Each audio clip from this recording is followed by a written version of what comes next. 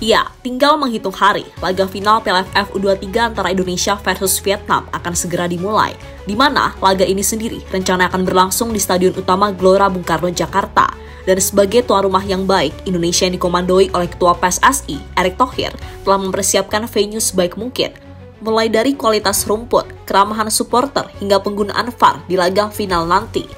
Tapi sayang, penggunaan VAR di laga final justru mendapatkan protes keras dari pihak Vietnam, baik dari medianya dan juga dari pemainnya itu sendiri. Entah apa yang mereka bayangkan dan rencanakan atas protes penggunaan VAR tersebut. Sementara di sisi lain, daripada ngurusin hal-hal nggak penting seperti Vietnam, Coach Gerald lebih fokus untuk membenahi timnya yang dirasa masih banyak kekurangan. Dan di laga final nanti, Coach Gerald sudah mempersiapkan kejutan-kejutan baru yang tentu saja bisa kejutkan Vietnam.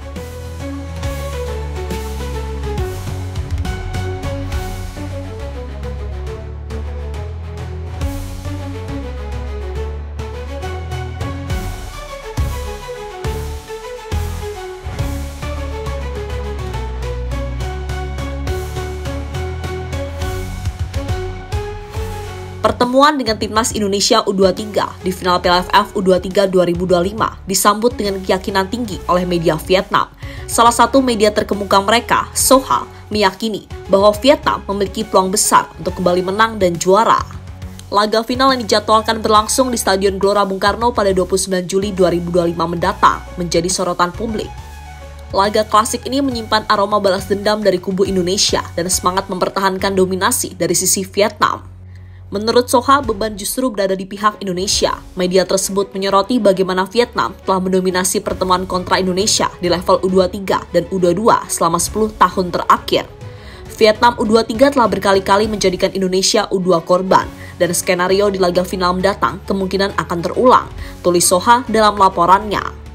Dalam data yang disajikan, Indonesia belum pernah meraih kemenangan dalam 7 pertemuan terakhir melawan Vietnam pada level U23, U22 sejak tahun 2015. Satu-satunya hasil positif yang dicatatkan Garuda Muda hanyalah 1 kali imbang, sedangkan 6 laga lainnya berakhir dengan kekalahan.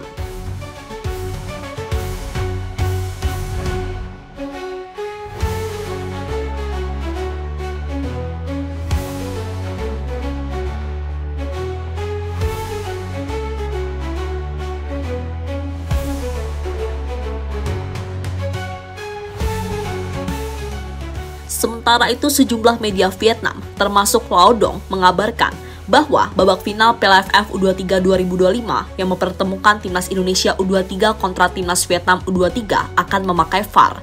Lao Dong mendapatkan informasi itu dari FPT Play, pemegang hak siar Piala AFF U23 2025 di Vietnam, terkait rencana penggunaan VAR untuk laga timnas Indonesia U23 kontra Vietnam U23. Menurut FPT Play, panitia penyelenggara mengumumkan bahwa laga antara Vietnam U23 dan timnas Indonesia U23 akan menggunakan teknologi VAR. Keputusan ini dinilai untuk membantu tim wasit dalam situasi-situasi sensitif serta memastikan keabsahan gol, tulis Lao Dong. Tak sampai di situ saja, media Vietnam itu juga menyoroti keputusan-keputusan kontroversial wasit selama Piala AFF U23 tahun ini. Media Vietnam, Lao Dong memberikan contoh kasus ketika wasit Muhammad Usaid Jamal memimpin partai Vietnam U23 menghadapi timnas Filipina U23 dalam babak semifinal. Pengadil asal Malaysia itu dinilai melakukan kesalahan fatal dengan mengusir keluar pemain Filipina U23 Jaime Rosquillo, bukan malah Noah Ledel. Padahal dari tayangan ulang, Ledel lah yang menjatuhkan striker Vietnam U23 Nguyen Quoc Phat, bukan Rosquillo.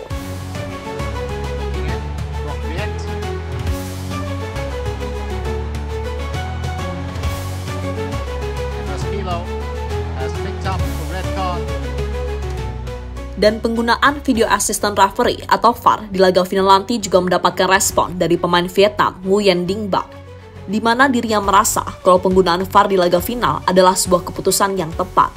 Ia pun menegaskan penggunaan VAR akan membuat timnya mampu fokus penuh saat bermain di lapangan. Saya pikir pertandingan nanti dibutuhkan keadilan dari kedua tim. Pertandingan ini sangat penting dan diperlukan transparansi, ujar Dinh Bach dikutip dari Bongda 24 Hours. Kami akan melakukan yang terbaik untuk memenangkan pertandingan mendatang. Jika kami mendapatkan kesempatan bermain, kami akan bermain dengan seluruh kemampuan kami untuk bendera dan seragam ini, lanjut Dinh Bach. Pemain Chong An Hanoi itu pun melanjutkan bahwa skuad Garuda Muda adalah tim yang bagus dan meyakini pertandingan tak akan mudah. Apalagi ia sudah melihat permainan timnas U23 Indonesia saat mengalahkan Thailand di semifinal kemarin. Para pemain Thailand menyoroti semangat juang para punggawa Garuda yang tanpa lelah. Mereka tetap fight selama kaki masih bisa berdiri di atas lapangan.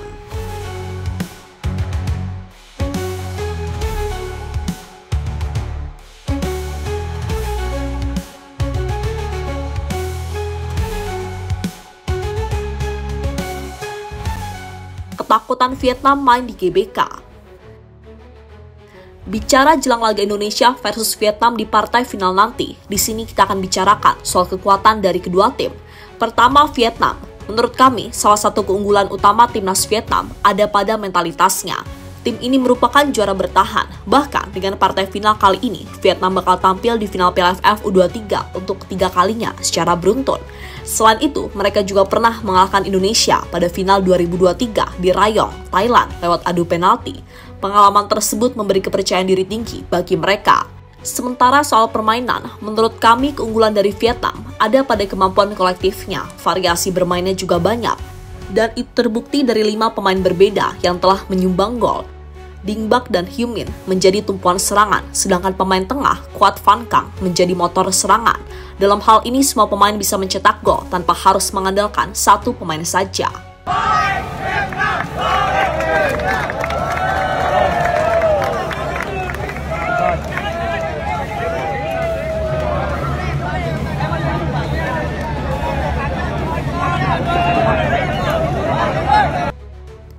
Bagaimana dengan Indonesia? Menurut kami, kelebihan tim Garuda ada pada keseimbangan permainan mereka. Indonesia adalah tim paling produktif dengan 10 gol dan baru kebobolan 1. Mereka mencatat 3 clean sheet dalam 4 laga yang menunjukkan jika pertahanan kita cukup solid. Meskipun di sisi lain, kita masih terus mengandalkan Jens Reven dalam urusan gol, di mana sang pemain telah mencetak 7 dari total 10 gol timnas. Sementara itu, final yang digelar di SUGBK yang berkapasitas 80.000 penonton bisa jadi keunggulan lain yang harus dimanfaatkan tim Garuda. Dan Stadion GBK yang dikenal angker bagi pemain lawan membuat Vietnam makin ragu untuk melanjutkan tren positif saat bertemu Indonesia U23.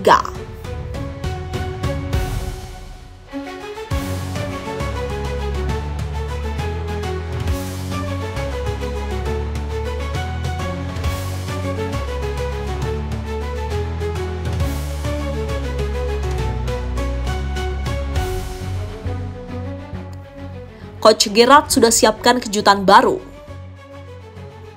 Menjelang final Piala AFF U23 2025 di SUGBK, duel taktik akan mempertemukan strategi penguasaan bola Vietnam yang menitik beratkan pada build-up terstruktur dan penguasaan tempo permainan, melawan pendekatan high pressing Indonesia yang mengandalkan kecepatan dan tekanan intensif sejak lini depan.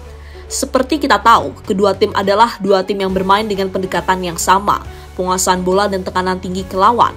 Formasi 4-3-3 yang bisa bertransformasi menjadi 4-4-2 saat menyerang. Vietnam menunjukkan dominasi penguasaan bola sepanjang turnamen. Saat melawan Laos 3-0, mereka mengontrol jalannya pertandingan dan jarang membiarkan lawan menjejakkan kaki di setengah lapangan mereka. Begitupun saat melawan Filipina, Vietnam kembali mendominasi penguasaan bola dan menciptakan banyak peluang melalui pola passing di 3/4 lapangan, meski sempat tertinggal lebih dulu. Sebaliknya, Indonesia di bawah arahan Gerard Vandenberg menjadikan high pressing dan penguasaan bola yang jadi andalan. Dan formasi yang umumnya 4-3-3 dengan 2 gelandang box to box dan 1 playmaker di tengah, Indonesia adalah tim yang akan berusaha membuat lawan bermain direct. Bahkan, Thailand kalah penguasaan bola dibandingkan Indonesia berkat high pressing timnas. So, menurut kami, duel ini benar-benar akan menarik karena kedua tim ini memiliki kecenderungan gaya main yang sama. Siapa yang lebih efektif dan tak membuat kesalahan, kami pikir akan berpeluang untuk menjadi juaranya. Dan berkaca di laga versus Thailand kemarin, Coach Gerrard kini sedang memperbaiki segala kekurangan yang ada. Dan diharapkan bisa tampil maksimal dengan gaya permainan berbeda dan lebih berani saat melawan Vietnam nanti.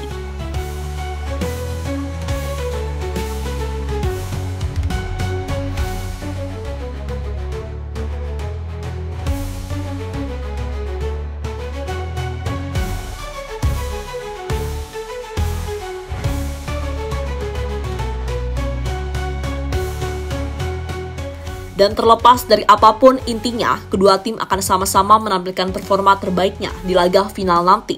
Coach Giroud akan mempersembahkan trofi perdananya bagi timnas muda Indonesia. Sedangkan Vietnam akan mempertahankan tahtanya sebagai penguasa gelar turnamen kelompok umur, sekaligus memperpanjang rekor mereka saat bertemu Indonesia.